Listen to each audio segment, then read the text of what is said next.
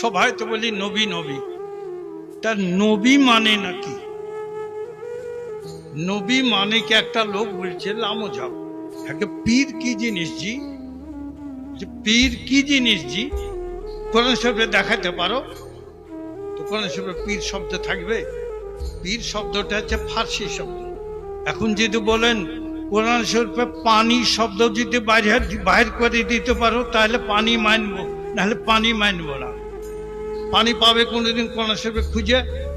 পানি বাংলা কথা, বাংলা উর্দু কথা, পানি পাওয়া যাবে না। কি পাওয়া যাবে? আরবি মানে যেটা মা, মাউন, মা পাওয়া যাবে, তাহলে পাওয়া যাবে। এরকম পীর হচ্ছে ফার্সি শব্দ, আর আরবি শব্দ হচ্ছে মুর্শিদ, ওলি, এগুলেন পাওয়া যায় আরবি ভাষাতে। কোরআন শরীফ তা আরবি কথা পাওয়া যাবে। তো নবী মানে কি? আমরা তো সবাই নবী নবী বলি, তো নবী মানে কি? নবী মানে যিনি প্রকাশ্য অপ্রকাশ্য সমস্ত জ্ঞানের অধিকারী, যিনি ইলমে গায়েব জানেন, যিনি সমস্ত জ্ঞানের মালিক, তিনি হচ্ছেন নবী। কেউ বলে নবী মূর্খ, তুই আরো জাহেল মূর্খ আছে, তুই কিছুই বুঝে না। আমি আপনাদের সম্মুখে দুটো কথা বলছি, কিছু জানে একবার জাহেল মূর্খ বলে কিছু বলা যাবে?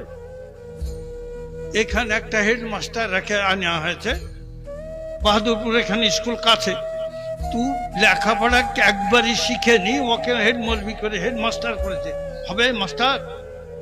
আর দুনিয়ার মানুষকে যিনি শিক্ষা দিতে এসেছেন, সমগ্র মানুষকে যিনি পথ দেখাতে এসেছেন, তিনি যদি মূর্খ হয়ে যায় সমগ্র জগৎ, যিনি অন্ধকারকে আলোকে দেখার জন্য এসেছেন, সমগ্র মানুষের শিক্ষা দেওয়ার জন্য এসেছেন, তিনি নবী হচ্ছেন সর্বজ্ঞানের অধিকারী। আল্লাহ রাব্বুল আলামিন সমস্ত জ্ঞান দিয়ে তাকে দুনিয়াতে পাঠিয়েছেন। নবী সমস্ত জ্ঞানের অধিকারী। নবী হচ্ছে ইলমে গায়েব তো গায়েব, সমস্ত জ্ঞান যার ভান্ডারে আছে তিনি হচ্ছেন নবী। নবী বলে আনা মাদিনাতুল ইলম, আমি জ্ঞানের মহানগরী। আর এই নগরীর এই ইলমের দরজা হচ্ছে হযরত আলী। আলীর কাছ থেকে আমার কাছে জ্ঞান শিক্ষা করো। জ্ঞানের ভান্ডার হচ্ছেন নবী। নবী হচ্ছে সমস্ত জ্ঞানের অধিকারী। জ্ঞান শিক্ষা করুন নবীর কাছে, নবীর কাছ থেকে সমস্ত জ্ঞান পাওয়া যায়। তো যাই হোক, ওদিকে আলোচনা করছে না, আমাদের মতিহারান সবাই এসেছেন, আলোচনা আমরা শুনবো। আর একটা কথা, এবার একটা ছেলে আমাদের ওই পরীক্ষা দিচ্ছে আলিয়া বোর্ডে, আলেমে। তো বলছে হুজুর একটা প্রশ্ন করেছে যে সুন্নি কারা? বুঝতে পারছেন? সুন্নি কারা, তাই তো প্রশ্ন করেছে।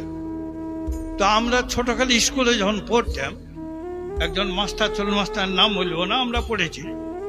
তো উনি আলোচনা করছেন সুন্নি যারা শুনে মুসলমান তারা সুন্নি, যারা শুনে মুসলমান তারা সুন্নি মুসলমান। কথাটা শুনে মুসলমান ও সুন্নি মুসলমান নয়। সুন্নি মুসলমান কারা? যারা নবীর সুন্নাত মোতাবেক চলেন তারাই সুন্নি মুসলমান, যারা নবী প্রেমিক তারাই সুন্নি মুসলমান, যারা নবী রাসূলকে মেনে চলেন তারা সুন্নি মুসলমান।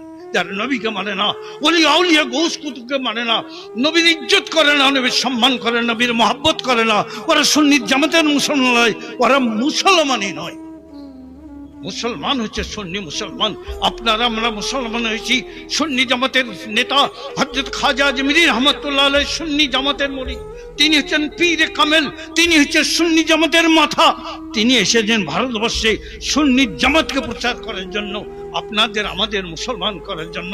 আজ যারা বলে পীর মানি না, আজ যারা বলে নবী মানি না, আল্লাহ যারা বলে নবীর ইজ্জত করি না, নবীর সম্মান জানি না, ও সুন্নি জামাতের লোক নয়, মুসলমানই নয়। সুতরাং আমরা নবী প্রেমিক মানুষ, সুন্নি জামাতের মানুষ, নবীকে মানি, ওলিকে মানি, গৌসকে মানি, পীরকে মানি, ওলিয়া উলিয়া গৌস কুতুব সবকে মানি, সমস্ত নবীকে মানি। আমরা হচ্ছে সুন্নি জামাতের মানুষ।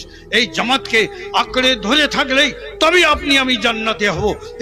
এই জামাতকে ধরে থাকলেই তবে আপনার আমার কবরে মুক্তি হবে। আর জামাত ছেড়ে দিলে মানে সাজ্জা সুজ্জা ফিন্নার, যে জামাতকে ছেড়ে দিল সে জামাত ছেড়ে দিয়ে জাহান্নামে পতিত হল। আসুন আমরা সুন্নি জামাতকে আঁকড়ে ধরে নিজের পাথেয় সঞ্চয় করে কবরে যাওয়ার চেষ্টা করি, আর যারা কবরে চলে গেছে তাদের করার কিছু নেই, তাদের জন্য দোয়া করি আর কবরস্থানকে সুন্দর করি। আসুন এবার আমাদের সম্মুখে উপস্থিত হয়েছেন হযরত মাওলানা মুফতি মতিউর রহমান সাহেব, তিনি আলোচনা করছেন। একবার সকলে নারা লাগান, নারায়ে তাকবীর।